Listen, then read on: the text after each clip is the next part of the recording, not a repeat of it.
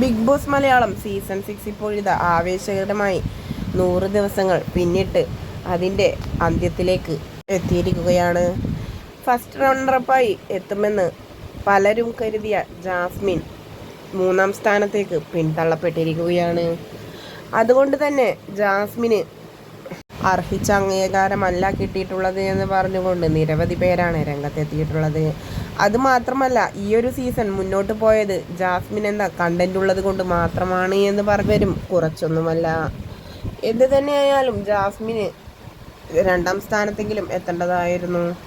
ഇപ്പോഴിതാ അല്പസമയങ്ങൾക്ക് മുൻപാണ് ജാസ്മിൻ ജാഫർ ആദ്യമായി ലൈവിലെത്തിയത്.